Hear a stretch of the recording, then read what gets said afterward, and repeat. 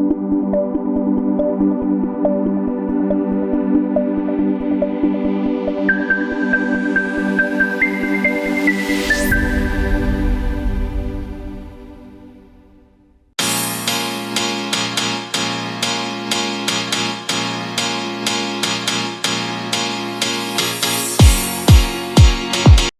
everybody, and thank you for joining us in our latest podcast.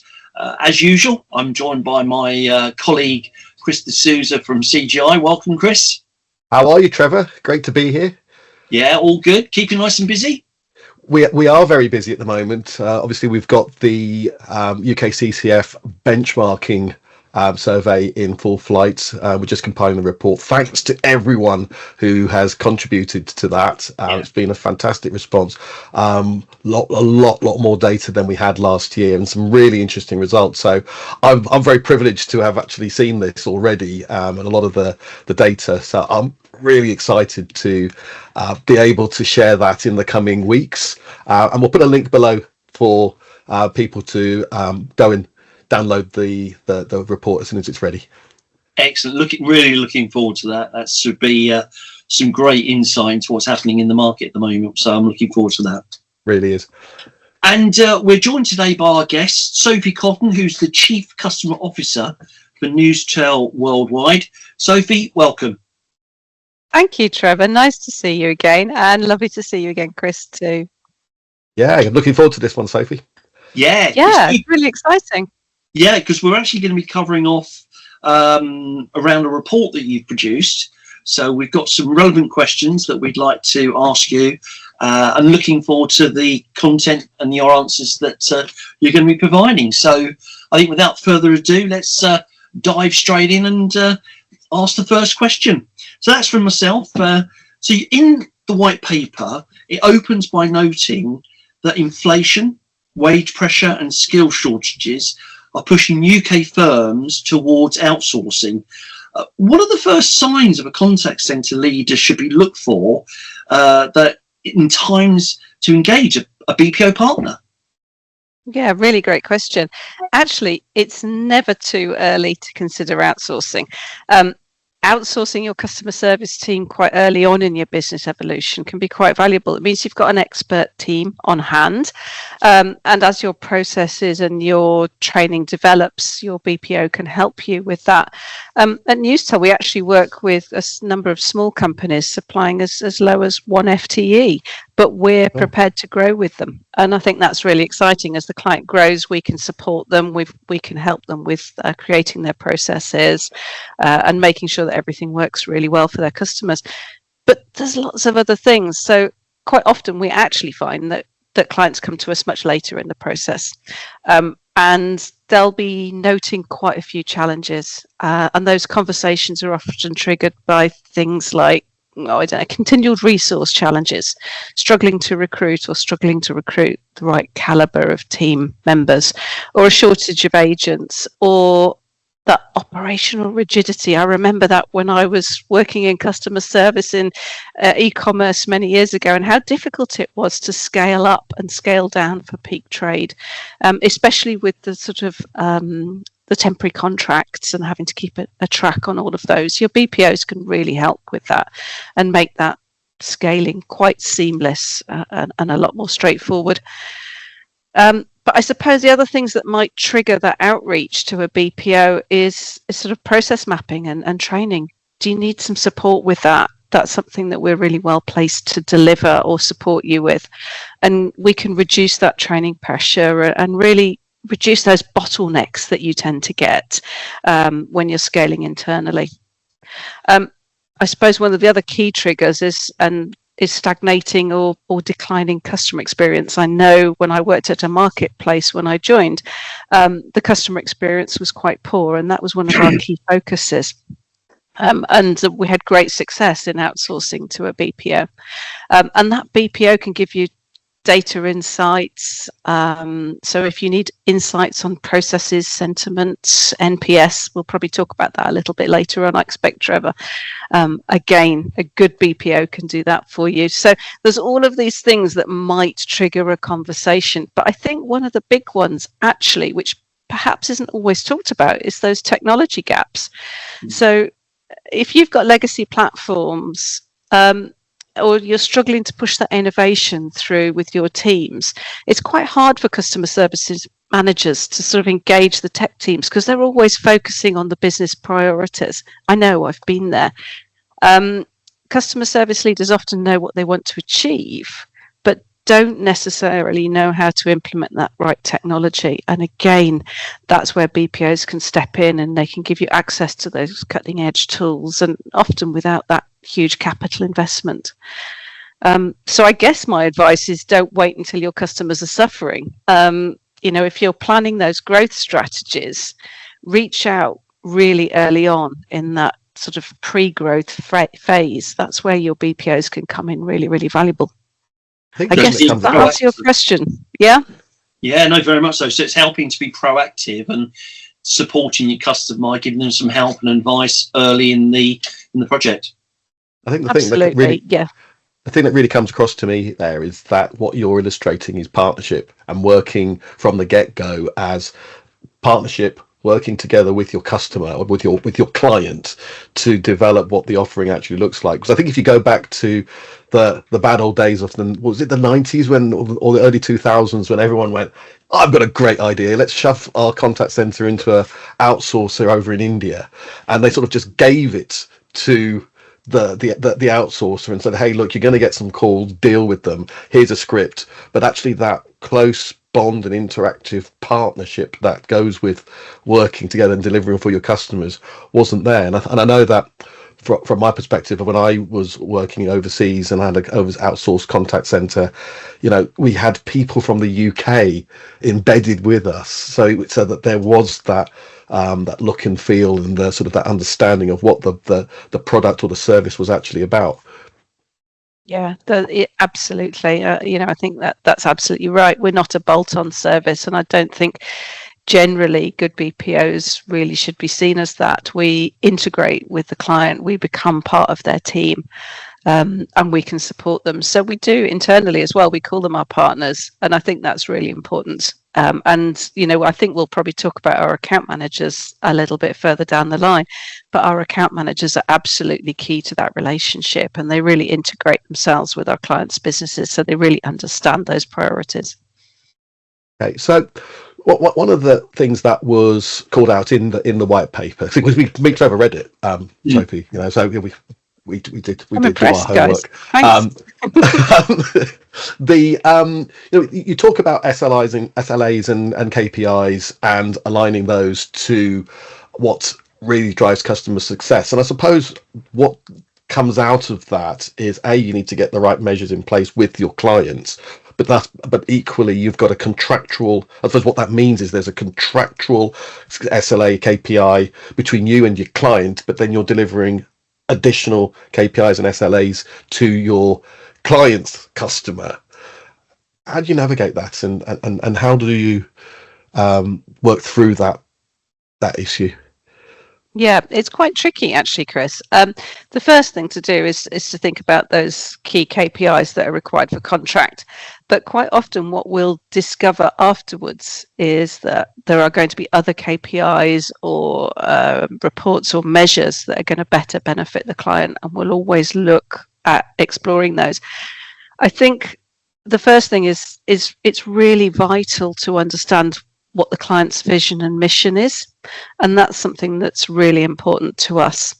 When we're partnering with our client, we want to understand what's important to them and to their customers. So what business outcomes are key to their success? Are they looking for retention? Are they looking for new customers? Are they looking for sales conversion? Are they looking complaint reduction? What's the lever that we need to help them pull? And I think that's the first thing we explore with our clients in great detail. Then our account managers will work with the client to measure those changes. So let's say we've got customers who contacted the customer service team. What's their retention rate like against customers that didn't contact the customer service team, for example? So if retention's really important, we can measure the impact of the service team on that retention. How do we define a complaint, and how can we measure that reduction in that metric? what's the repeat order rate of customers that have contacted customer services against those that haven't. And we can start to get a benchmark for the service that we're delivering and which levers we need to pull for that client, so we can push on in the right area, I suppose.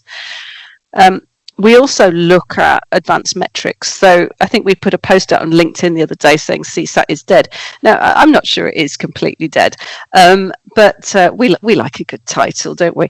But we're really enjoying working with sort of more advanced metrics. So sentiment analysis and XNPS has become really influential, I suppose. And we're looking at capturing that emotion, that intent, that predictive satisfaction.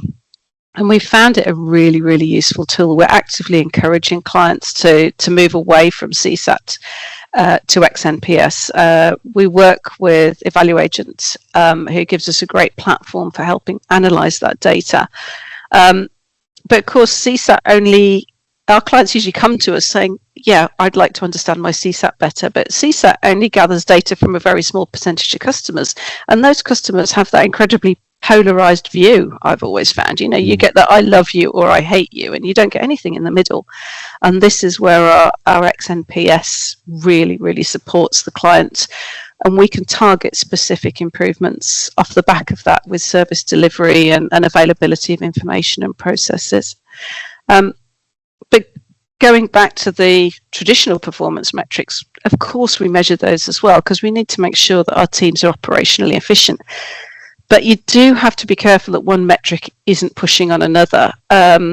So let's take an example of average handling time. If you push too hard on that, then your quality assurance is going to suffer because your agents are rushing to complete those tickets or those tasks.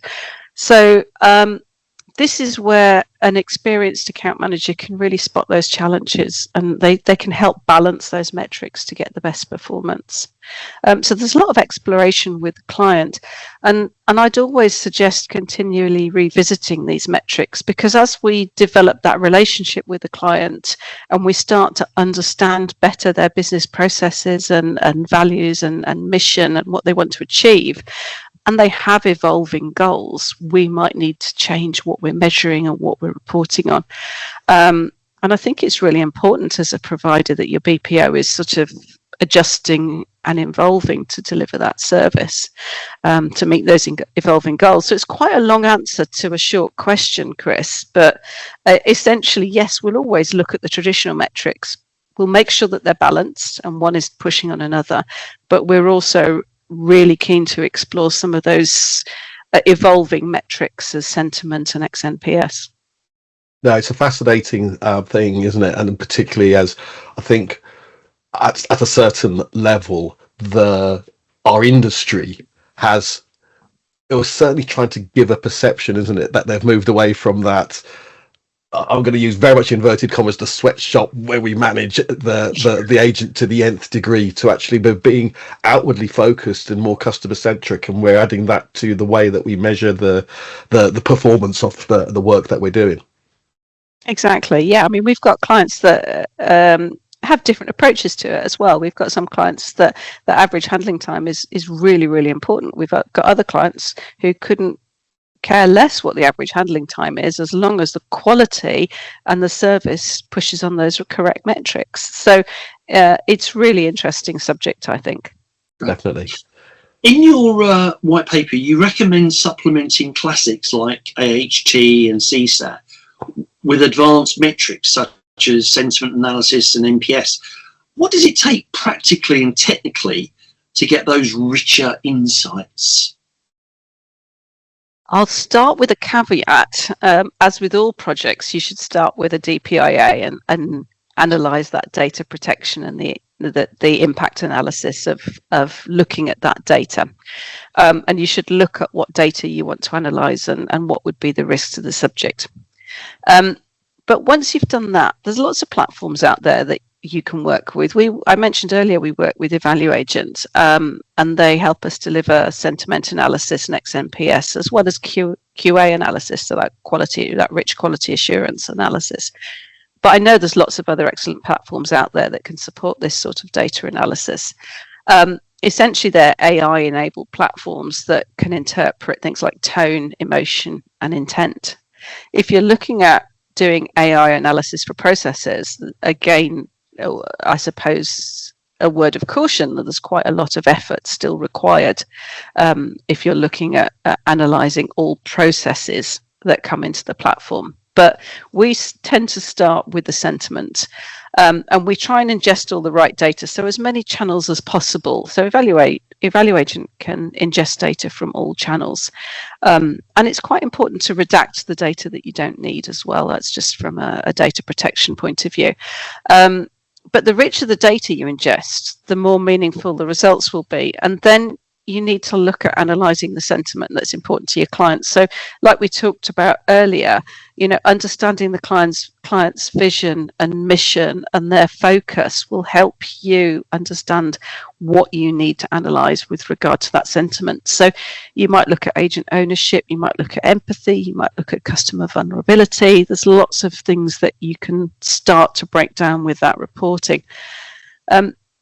So essentially, yes, you can bring that data in. You can fairly straightforwardly now these days analyse that data and analyse the sentiment that's important. But then I think the other things to consider is where does that data go?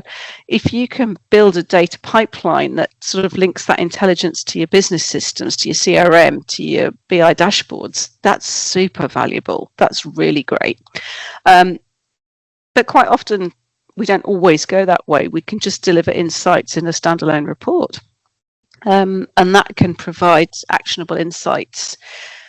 I think from those insights, you can look at those specific processes that cause the most negative sentiment, and you'll quickly identify some low-hanging fruit. But then you can focus on delivering information that's meaningful to the rest of the business. And I think what we've found with sentiment analysis as well, you'll know, and everybody who works in contact centres will know that it is quite tricky sometimes to engage leadership teams. And if you say, well, 20% of our contacts are about the returns process, you might not necessarily get any engagement. They'll go, well, that's pretty standard. That's how these things work. But if you say that 80% of the customers that contacted us about the returns process were dissatisfied with the process and wouldn't recommend us, which might impact repeat purchasing and it might impact new customers, that sort of insight is going to much more likely to engage your leadership teams and galvanise that change. So I think where we are at Newstel, our tech stack's designed to integrate easily with client systems. And our QA and our CX and our workforce teams really help to interpret that data and act on the data and deliver it in a way that is meaningful and encourages our clients to really take those actions that positively impact their customers and their business at the end of the day. Great, thank you. So obviously you've got a bunch of agents who are representing your clients, and different clients have got different cultures, visions, ways of doing things. So I suppose how do you get your agents to mirror the organization that you're representing, so that it becomes a seamless experience for the customer? So whether they're phoning directly or they're phoning into yourselves, how do you get them to do the day-to-day behaviors that your client expects? Yeah, that's really important, and it requires quite a lot of focus, actually. One of the things we do is we introduce our account managers to our clients very early on in the pitch process, so that they can really start to build those relationships and understand what our client's looking for. And then the process starts with our account managers and our CX manager. They spend a lot of time with the new clients, and also the relevant teams. There might be marketing teams, for instance, brand teams, so that they understand not only the processes and the training material that's available, but also to understand the brand tone and the sentiment expectations. That's really, really important. We'll ask them to share, as I said before, their published vision and mission, but also any relevant OKRs or objectives that sit behind those that relate specifically to customer service and quality. Then we'll also look for brand tone training. quite a lot of clients already have brand training that they deliver to their teams. We'll also evaluate that current quality analysis to identify what's really important for the client. We can then establish those quality metrics that are totally aligned with the brand vision. The other thing I think is really important to do, and we do this a little bit further down the line, but we'll conduct regular calibration sessions to make sure that our expectations on brand tone are really well aligned. And we actually use Evaluagent for those calibration sessions as well, and those quality analysis and those reporting. But there's lots of other things we do. We make simple changes. We align our team names so that we reference our teams in the same way that the clients reference them. So they can be the customer success team or the customer care team. We'll reference those the same. We start that brand immersion quite early on during the onboarding, and the agents are introduced to that tone of voice, personas. I know some clients are moving away from personas now, but if they exist, we'll introduce them, and we'll look at existing key scenarios. And then we do things like scenario-based training.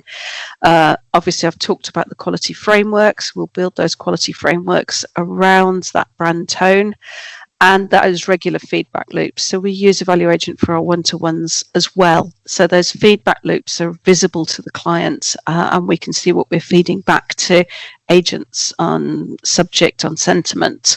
And that helps us with insights as to where we might need to deliver some more operational training or some more sentiment training or soft skills training. Values are tough though, aren't they? We don't just teach them. We try and measure and reward them as well, and we try to make them second nature. I think one of the things that really struck me when I joined Newstel is if you ask our teams who they work for, they'll name the client rather than Newstel, because they're really embedded into the client's values. And then I know that we're doing the right thing, we're working in the right way. Where the agent suddenly starts feeling hugely passionate about the client and protecting their brand and all that kind of stuff. I've seen that. Absolutely. And then we also try and send them some client goodies. They love a branded T-shirt. They love having a branded mug. One of our clients sends them flowers when they start, so they get the experience of receiving them and unwrapping them, and they absolutely love that sort of thing. But the other thing I think is really important is to make sure that the teams are exposed to the client communication. When I say client communication, it must be appropriate. So maybe relevant marketing plans or some of the relevant objectives. But we also have morning stand-ups so that they can attend team building meetings on a Friday where we might have a quiz. All of those things sort of help our team integrate into that brand and that culture. I know this isn't no simple answer. I know this isn't part of the sort of the white paper necessarily, but obviously the world has changed in the contact center space, and we are now.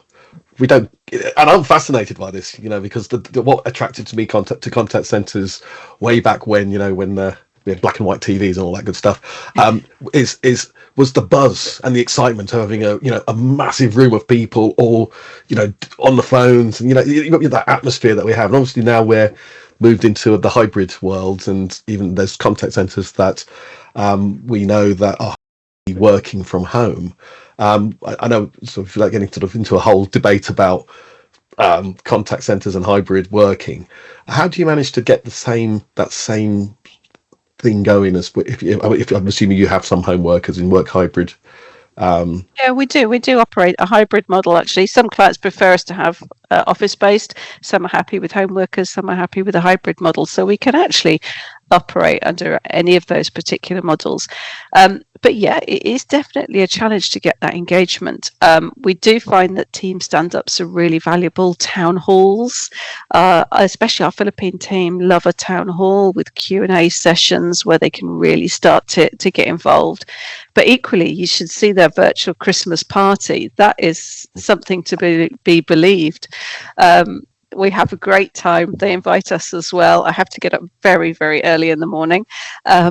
But we have an absolute great time. There's an auction. They can win goodies. There's a wheel of fortune. Lots of exciting things that we do. But that's not just once a year. We conduct these sort of things quite regularly. and make sure that they're really connecting. But yeah, it is definitely a challenge. And I know that our office-based team find that human connection much easier. But you can't lose focus on that. You've got to keep focusing on the engagement. We measured our employee engagement fairly recently. We just did our recent employee engagement survey, and it's really high and very, very positive. So we were delighted with the results, but we're absolutely not resting on our laurels. There's always a lot of work to do. One of the things we've just introduced, actually, which is really exciting, am I sharing too early, is we've just started Newstel clubs. So we now have clubs that team members can join out of hours. We've got a book club, we've got a gaming club. What else have we got? Hair and beauty, food, recipe sharing.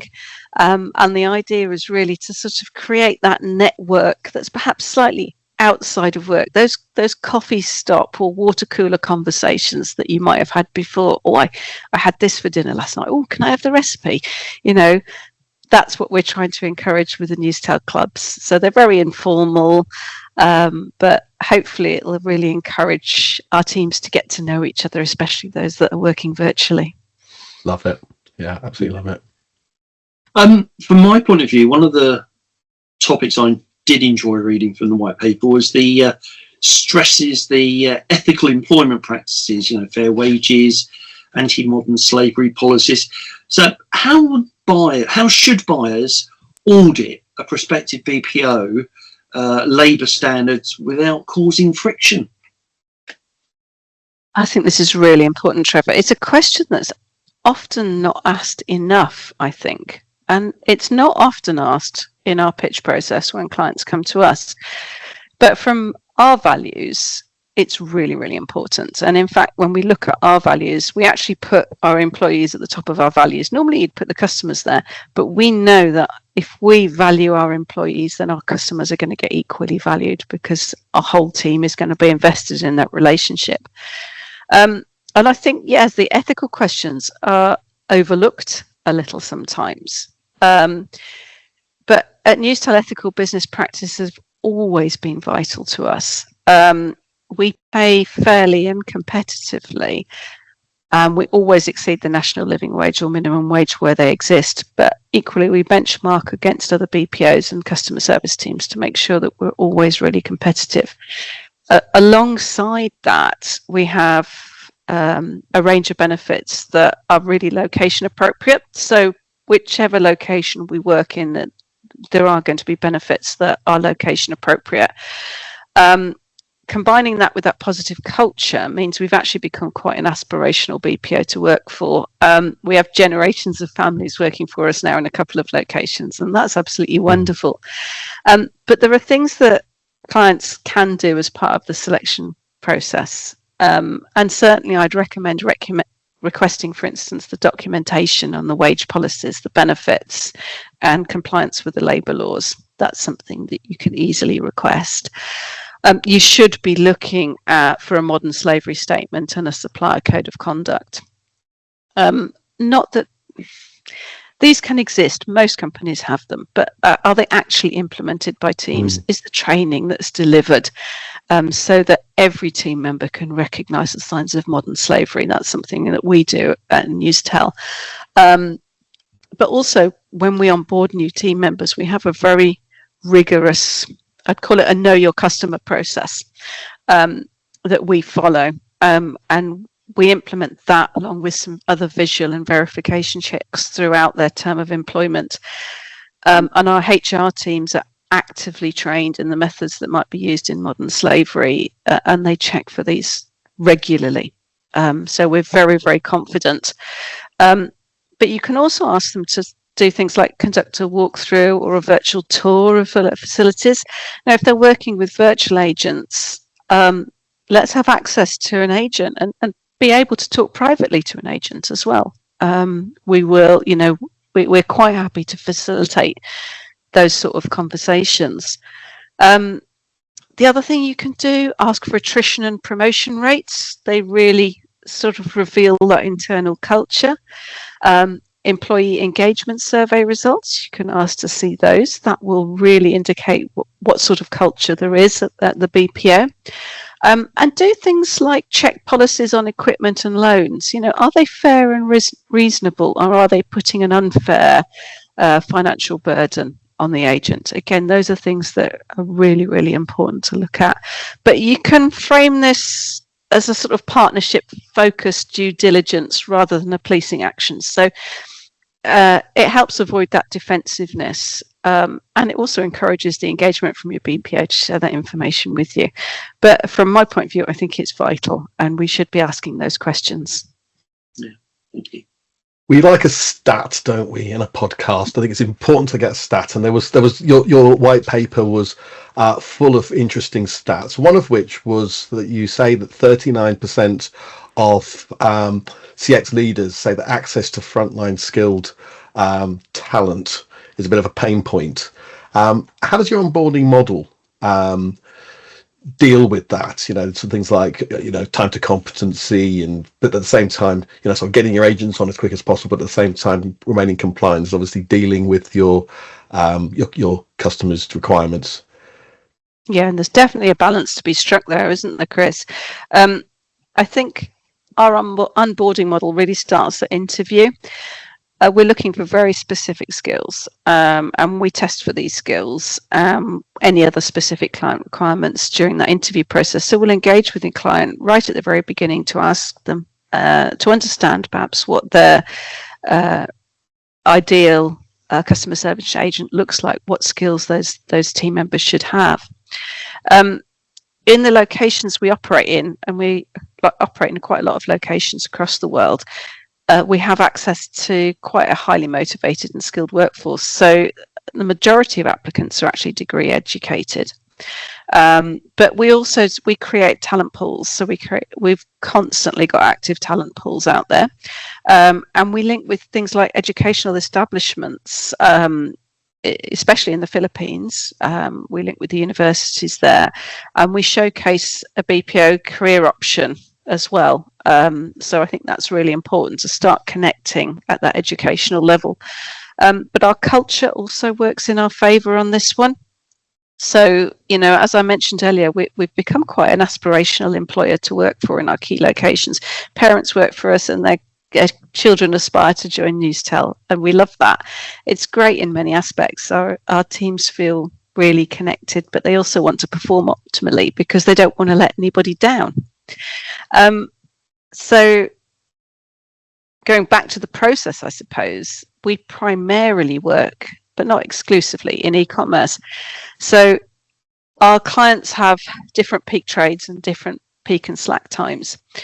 What we can do is we can move our best performing agents between accounts to support peak trade, and that reduces that onboarding time quite significantly.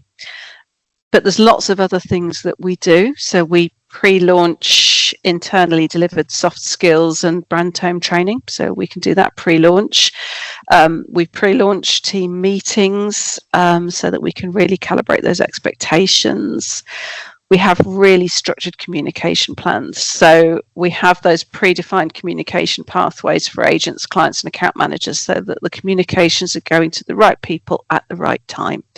But we also have a total visibility of those communications in the right channels. Of course, we've got the reporting, the predefined out-of-the-box reporting, I suppose, which by the time we're started to scale up for peak with a client will have defined their own requirements and any supplemental reporting. So that will already be existing that we can plug the team into. But there's lots of other things that we do as well. And I think for peak trade, it's also valuable to think about perhaps training specialists rather than generalists. So tailor your training, train your agents in specific rather than all processes, if that's possible. That means you've got a much faster time to competence in those required skills. And as long as you've got a really well-defined escalation or handover path, if the query comes outside of those rail tracks, I suppose, that can be really valuable just to train in specific tasks. But we also use our learning management system. There's lots out there again, but what that does is it sort of tracks those milestones. We do micro learning, so it doesn't take up too much time. Let's do 5 minutes now, let's do 4 minutes later on. It's much better absorbed, and it's actually faster absorbed as well. We've always got those quizzes and audits to make sure that we're compliant with that understanding. But we've also got accurate reporting there on completion and engagement rates. So that's really super valuable. Combine that with our one-to-one platform, which I've kind of already talked about, which gives you that overview of all KPIs and performance. We can have a quick overview of what's working and what isn't, and where adjustments, or whether we need to make some adjustments or deliver some additional training. Of course, there's always other things like the digital security and compliance training, big in the news at the moment, but something that we've always done. And all employees, from our CEO to every agent, complete this on a rolling program. All our new starters complete that as well. And then we deliver that refresher training. So I suppose what we're trying to do is reduce that ramp time, but make sure that agents are really engaged and informed. And I think, part of that is being able to work with so many e-commerce clients with different peak trades gives us that really valuable. It's very valuable to be able to move the agents between those clients when it's appropriate to do so. And we've got some really good agents who know 2 or 3 accounts. And because the peak times are not aligned, they can move from one to the other with very little disruption and just a little bit of top-up training at times.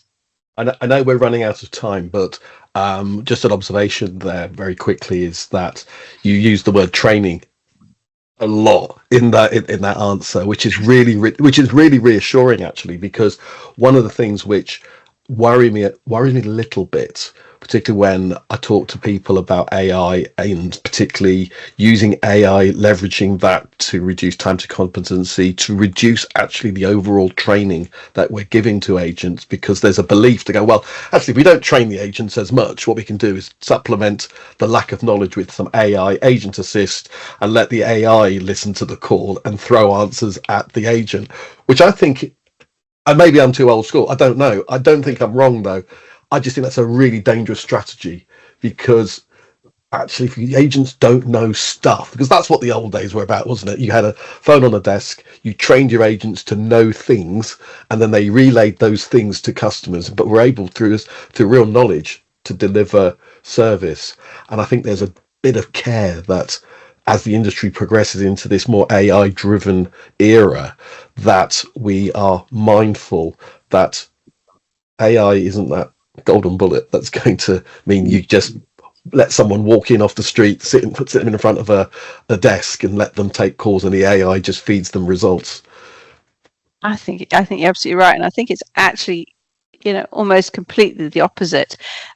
Those conversations that are going to come to those agents are going to be the most complex, the most difficult. That agent is going to need to be able to translate that complexity to simplicity for the customer, and without that agent being really well trained, being a super agent in themselves, then that AI handover is never going to work, right?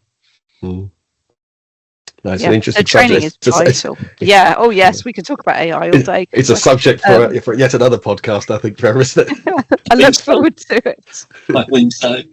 Okay, so I think that brings us very nicely to the close of this session. I'd just like to thank Sophie for your time and your answers. Brilliant. I think you've got a great concept there. The business, I know, is going from strength to strength, so thank you so much. And also Chris, for your support and questions. It's been a pleasure having a conversation with both of you, and we do hope that people enjoy this podcast, and we look forward to the next one. Thank you very much indeed.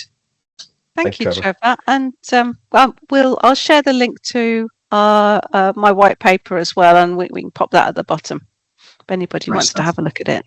Thank you, Trevor. Thank you, Chris. It's right down there. Our accreditation program offers a structured way to evaluate standards. Here's why pursuing accreditation is crucial for your contact center's growth. Our accreditation shows your commitment to customer experience excellence. It provides tangible evidence of your quality standards. Our accreditation offers independent validation of your best practices. Our assessors evaluate your processes and performance data. Our accredited centers instill customer trust. When customers see your commitment to recognized standards, their confidence in your service grows. Embarking on the our accreditation journey fosters teamwork, motivating your agents to excel.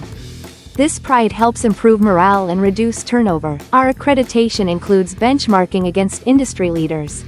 This insight helps identify best practices to adopt and refine within your center. Our accreditation guides continuous improvement. Clear criteria and recommendations encourage refinement and adaptation to industry trends. Our accredited standards enhance brand reputation. They signal commitment to performance and customer satisfaction, attracting clients and talent. Investing in our accreditation promotes a sustainable future for your contact center by optimizing processes and managing risks effectively. We look forward to hearing from you and helping you showcase your contact center.